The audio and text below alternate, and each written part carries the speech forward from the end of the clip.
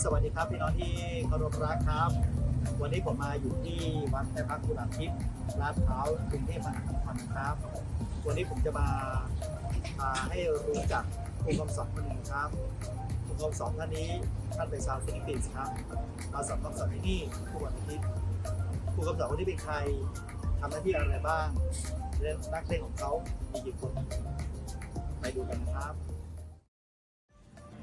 Good morning my dear students. 30 minutes, no? We call them 30 minutes. Okay. I am Father John Baptist Nupan Tasmali from Chantaburi, Diocese. Have you been Pattaya? Yes. Is in my diocese. I have been there for 1 year as an assistant priest. Yeah.I do the English mass for the Indian, Filipinos, and etc. Many people come in also. And now, after I finished study in Rome, Italy, last 3 years, I'm in charge of catechetical center in my diocese, in diocesan center in Sri Racha, behind the Darasamut Sri Racha. So today I visit the teacher Antonio because now he is an English teacher.Is working in the โรงเรมารีวิทยาได้ไหมมารีวิทยา at ปราจีนบุรีปราจีนบุรี is a part of my diocese also so I want to visit him encourage him and I want to know about you also เชิญครับอันนี้สปีกได้ด้วยใช่ไหมเชิญครับ thank you I want to say thank you teacher Antonio no for do the very great job here. Okay, I think that I talk like this enough, no? Okay. Then we take two photo together. Okay. Okay, we come here. Okay.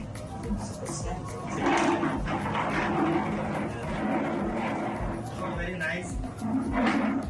First of all, I think that you are very small like this.But I think that it's small, very good. Okay.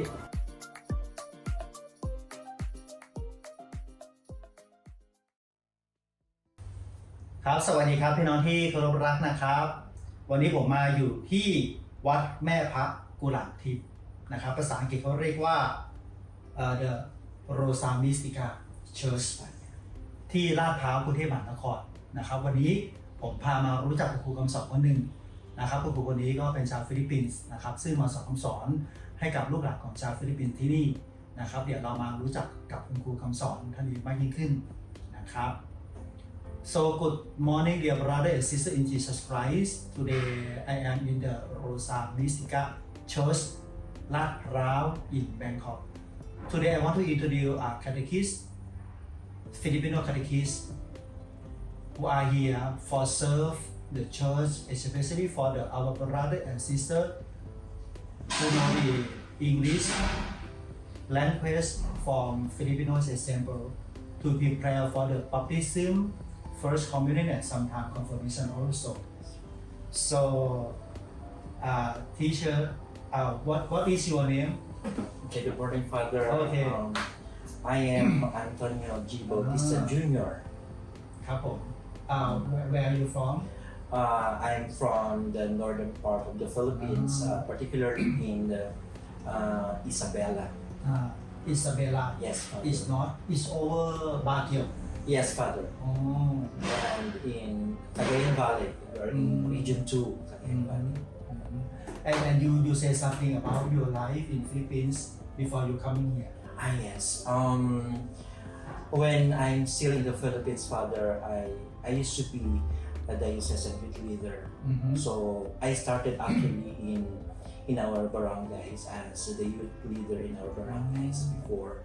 And when the priest had the program for the youth ministry, so I was given a chance to serve also in our parish as the parish youth coordinator. And at the same time, in the vicariate level, which we have9 parishes. I was also given an opportunity to be the vicariate youth coordinator by that time. And um, before I came actually in Thailand, I've been working in the Yosemite Apostolate and working with the youth ministry for Christian life formation and recollections. And we actually are using the youth formation, which is the youth encounter model. So I work with the different young people in the diocese and other parishes, and I've been working for the youth ministry in the Philippines for 18 years before I came here in Thailand. And until now, I still have a connection with the young people in the Philippines. And sometimes they even ask me to give some topics or some lessons for their activities. So still, Father, I'm still working with them, even though I'm far from the Philippines. So that you love. Yes, Father. I still love working with the young people. But do you have also your talents also, no? To do this thing? Yes, Father. I can sing, I can dance, but I'm not a good singer. Yeah. But I'm trying my best to participate in, especially in the mass. But unfortunately, I was not given the talent to play any musical instruments. But I'm trying my best to go along with singing and in the music instrument. And Antonio, and how many years have you been in Thailand? This is actually my 10th year here in Thailand. So I came in Thailand in the year 2013. And what about the situation of pandemic, coronavirus 19? And all of us, we were actually surprised with this pandemic, the strike, not only in Thailand, but it's like all over the world. We felt this big challenge for all of us. But of course, as an OFW coming from the Philippines, working for not only for myself, but of course the main reason why I'm here in Thailand is not just to enjoy the place, but of course to work and to help my families back in the Philippines. But actually, it was a challenging time when we were in the middle of the pandemic. So, jobs are also stricken by this pandemic, and it's like the schools are closed, and of course for us also, because I've been working in the agency before. So if we don't have work, we don't have a salary. So it was also a struggle for me during the times, like 4 months that we do not have a complete salary. And so I struggle, of course, because I need to help also my families back in the Philippines. But I praise and thanks the Lord for being part of the community here in Thailand, which is I belong to the Couples for Christ under the Singles for Christ ministry. That this community they help the members of the community, whatever the situation that we are facing during those times. They did not hesitate to help us, and they always consult whatever situation that we are facing at that very moment. And I think the most challenging part of this pandemic or during the pandemic is how our faith become more stronger. And of course, during the time we were all locked down and we cannot just go around. So we are just inside our comfort zone in our rooms. But still, we did the evangelizations continue.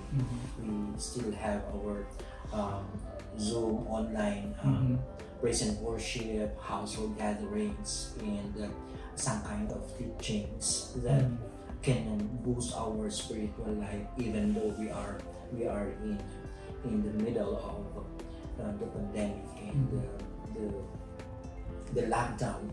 But still, we are so much thankful. So we pray together. We pray the Holy Rosary online, and we participate mass online. So those are the times that we are being challenged. I can say that it's a spiritual battle and a physical battle as well as we continue our journey in life.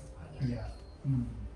After pandemic, no, the church are closed. The churches are closed. I think in silence.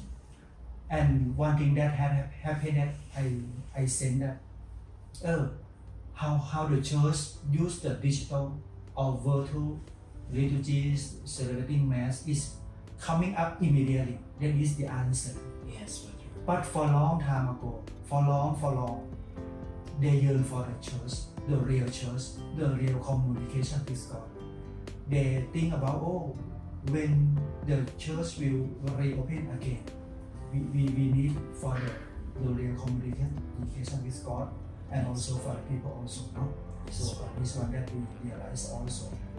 Even in the school, for me, how to say that a virtual education is not the answer. It's not the answer for children for study, for teachers for transfer their education. So we need more communication with each other. Yeah, it's actually it's also a challenging part for us teachers, and I think it's not only for the teachers, it's all of us are being challenged with this pandemic. But it is also the goodness and the grace by God that we use the modern technology nowadays, and we thank God for allowing us to use the modern technology now, and I think that's one way of bringing the spirit of being a Catholic in all of us, especially in every families. Well, of course, the challenging part for us in the school is, of course, distance learning is not that easy, because it's like you are facing the student online, like 30-40 students, and of course there is a communication, verbal communication, but the physical is lacking. We lack the physical one, which is, I think, the most important communication is when we have the eye-to-eye contact, the physical contact, that we see each other, the smile, the laughter, and the emotions that we can feel from one another.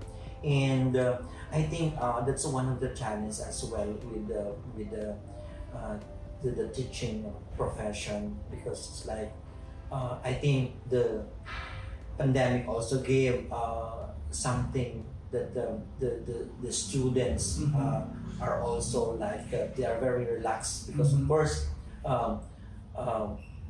studying at home is just like they are in their own comfort zone. So it's like quite different from in the normal class. They have to go to school and they have to study along with the teachers, and of course the activity. That's one thing that we lack during the pandemic, that we cannot do activity together with the students, and it's like we can just send them their homework, send them their city works or worksheets at home, but there is no actual interaction. So I think that's one of the challenge that we experience during the pandemic. And Antonio, could you share about your experience and your job in Thailand? Yes, Father. When I came here in Thailand, it is actually my first time to go out from the Philippines. And of course, I don't have any idea about Thailand. First country. Yes, first Father. country This also. is my first country. That's why Thailand has a big part in my heart, and this is my second home.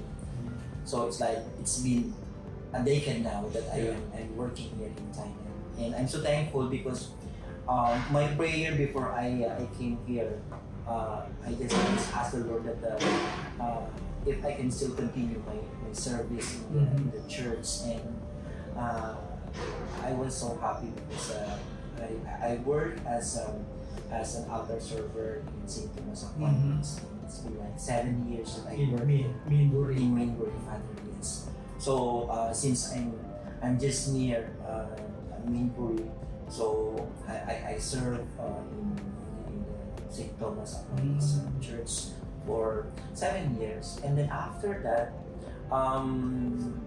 during my stay in Thailand, it's yearly that I used to go around and visit churches during Holy Week.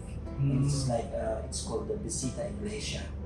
So I used to travel in just to visit different churches in Bangkok, and sometimes I even got lost. But what I've learned, getting lost is not being a negative thing, but sometimes it is a positive thing that we discover new things. So those are my experiences. So after that, when I came here in Maria Rosa Mystica, I even asked if they have an English mass, but during those years, they don't have an English mass yet. And after 2-3 years, they have already opened the English mass here in Maria Rosa Mystica. And then I asked them if I asked the leader in the church, because we have also the Filipino community here in Maria Rosa Mystica. This is the Popa, the Lady of Peña Branch community. So they also asked me to if I can serve the church as a lector. So I indulged myself also in serving Maria Rosa Mystica, and then after I even asked them if they have an English catechism in Rosa Mystica, and then they were so happy also because there are some Filipinos children that of course they want also to learn about catechism, and of course they want to prepare themselves as well as to as you had mentioned earlier, the baptism, the first Holy Communion, the confirmation, and even the sacrament of reconciliation and confession. So I'm thankful that I was given also the opportunity to serve here in Maria Rosa Mystica. But during the pandemic, so when the pandemic came, so I need to have a permanent school. So I even applied for different Catholic schools and other schools in Bangkok, and thanks God I was given the opportunity to be hired in Prachinbury, the province of Prachinbury, particularly in Maria school. It's a Catholic school, and so it's like 2 hours travel from Bangkok to Prachinbury. But having said that one, I'm also committed with my work here in Maria Rosa Mystica, and I think this is one of my mission that I have to accomplish. So catechism. So every Sunday I need to travel from Prachinbury to Bangkok just to say and just to give a lesson. but in preparation for the confirmation, the first Holy Communion of the students. So right now we have 10 students, 5 for confirmation and 5 students for first Holy Communion. We're hoping that we can finish before December, so that they will be also receiving the Christmas. Christmas. Yes, Father. So those are my story. How did I became a volunteer catechist here in Marianos Muslim Church. That is to be offered also, no? Thanks. For us, for everyone that we follow the gospel, and God will prepare for us His mission to responsibility and give to many people. All of your students are Filipinos. We have one Indian, and we have one Dutch. Oh. It's half Dutch and half Thai. And Antonio, could you tell me about your catechetical program or the process for the students? Yes, Father. Actually, we started last year, and we started like December and January, and here comes February. It's like the outbreaks again of the COVID situation. So the churches are closed again. So we didn't have any classes, physical classes. So we just follow up the students from line group, and I guess also waiting for the church to open. So it's like the program was actually planned for 6 months, but due to some situation that we are still undertaking, like still the COVID, but we finally been doing our physical face-to-face catechism. So we hope that the catechism will finish by December. So, but of course for the confirmation, we are still waiting for the schedule for the bishop. So at least I told them that we still continue our catechism every Sunday while we are waiting for the final schedule for the bishop of having the confirmation for the students. And you have the special book for the students? Yes, actually, this is what I'm using. So this is a gift from my brother, friend in the Philippines. So they are also in the seminary before, and it's only during this time that we had our catechesis. So I tried to make a copy also, and but this the copies are also from I took it from the CCC, Catechism of the Catholic. This one is okay. In brief, no? Yes, it's Father. So I just actually follow compendium, let's say compendium or compendium, no? Yes, Father. But not the total. Okay. Like it's like the basic, basic for the students. So at least the lesson about the church, and then of course the lesson about the Trinity, and then the sacraments as well. And of course some of the uh, the marks of the church, the hierarchy of the church as well, and saints, and of course the basic prayer that they have to understand, and they have to at least become the way of life for our students.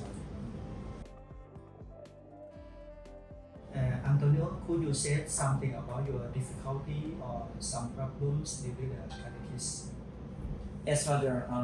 Yeah, it's like even in teaching the catechism right now, it's also challenging, and I think it's also because of the effect of the pandemic, and of course, in comparison with the teaching in the olden times, and the generation right now, it's quite different because it's like the students are like they are more on the technology right now, and it seems that for them catechism is just like one click away from their finger. So but of course those are just reality that we have to address. That I'm always telling the students that remember that this is a sacrament, and sacrament is a grace gift from God. It's a gift from God that a Roman Catholic should always be thankful, because it is only in our religion that we have the sacraments, and we're so blessed to receive the sacraments because we belong to the universal church, which is the Catholic Church. That's what I'm always telling them. And he said that remember that we are not just receiving the sacrament, and receiving the sacrament is also a responsibility. It is also a mission for all of us, that once that we receive the sacrament, we have the zeal, especially when we receive the sacrament of baptism. The zeal is already with us, and from the sacrament of baptism, while growing up, we nurture and we deepen our faith as we go.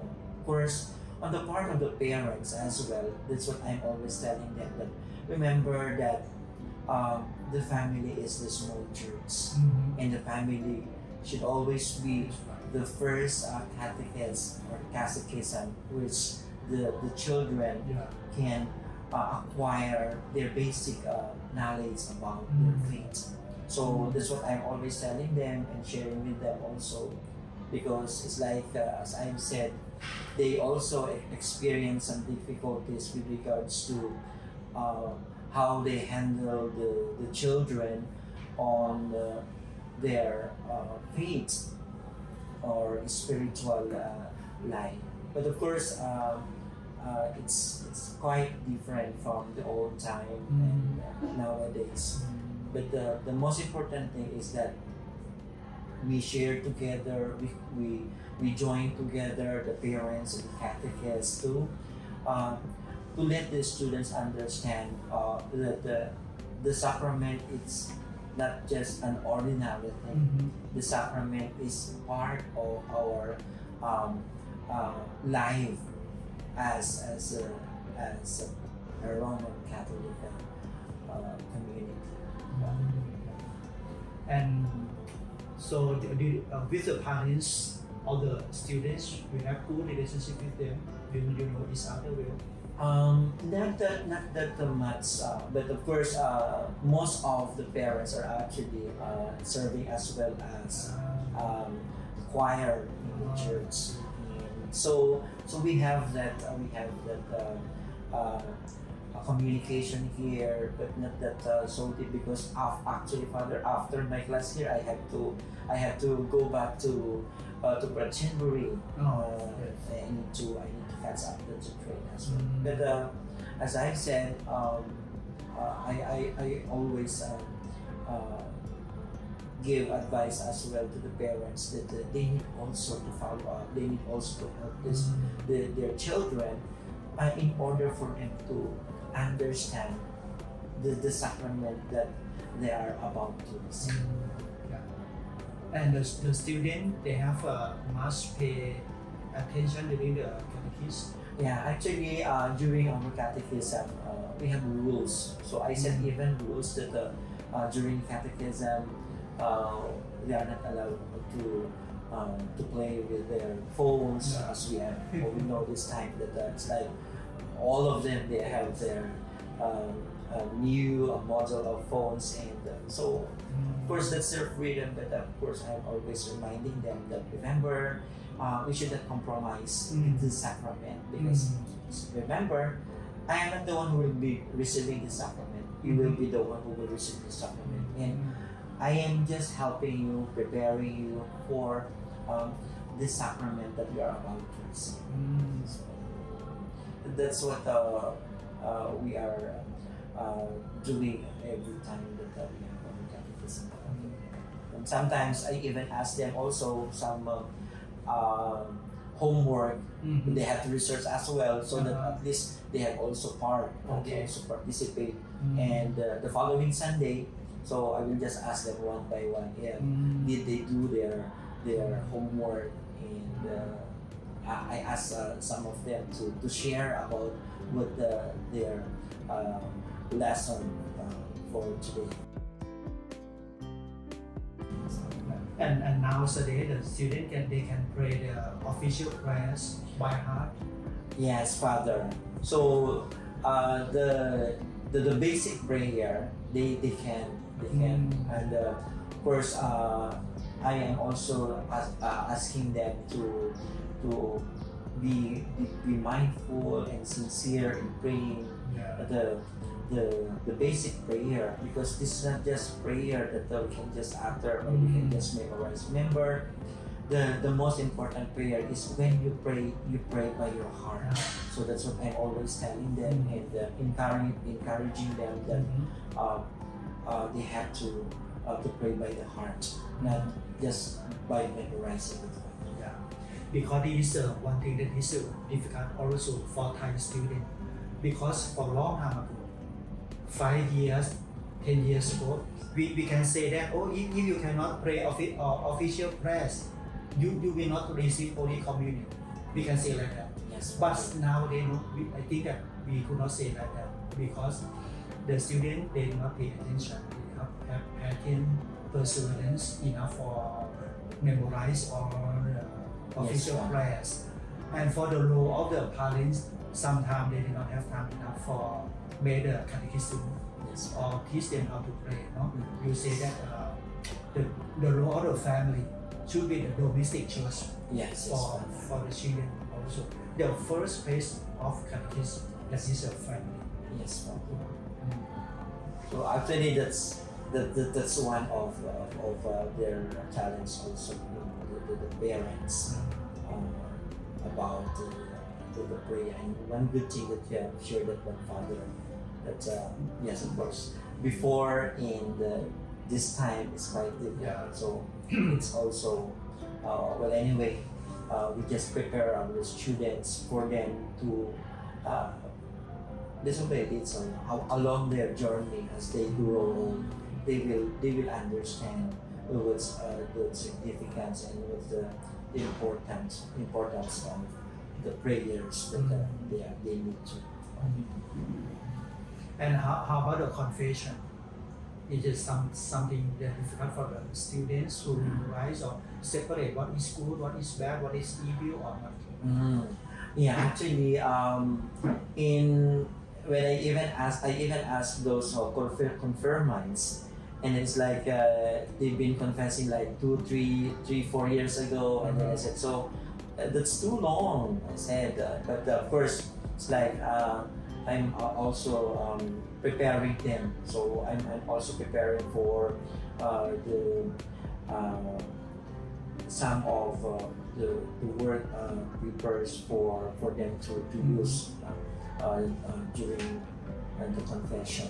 So Actually, I even asked them that I will giving them copies on how to have a good confession and how to explain to them how to go to confession and what's the significance of confession.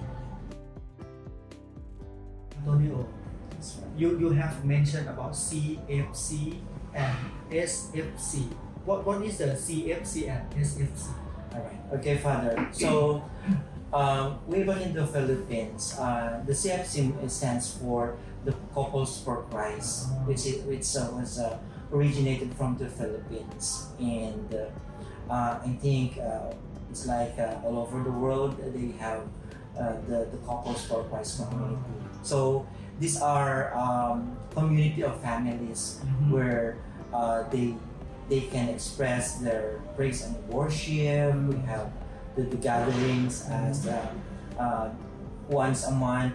We have the general assembly meeting and teachings, and in the whole of the Couples for Christ. So we have the Couples for Christ in Thailand, and I think in different provinces as well.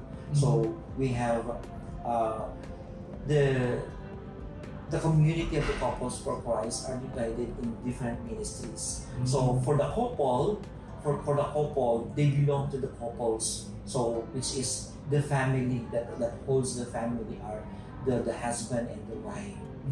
And for the singles for Christ, so those professional or young professionals and professionals are that are still single, so they belong to the singles for Christ. So they have also their ministry as all the young men and women that are young professionals. So they belong to the singles for Christ. And we have also what we call the youth for Christ. So the age bracket for the young people, the youth, so they belong to the Youth for Christ community or ministry. And then lastly, we have the kids. So it's like leveling, Father. So you have the kids for Christ.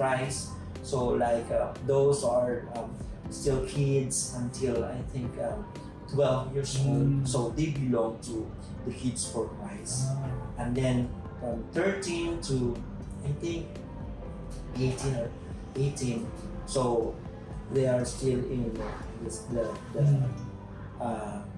Youth for Christ. And then there's a transition period going to the singles for Christ. I think they have the program here in Thailand for the couples for Christ are tied up also with the Thai people in Thailand, the Thai Catholics in Thailand. And we are also encouraging and inviting Thai Catholics to be part of this community. And it's not different from the church, but still the Couples for Christ is still an avenue for a family to praise and worship the Lord. So we have like in a month we have the General Assembly meeting and the teaching as well.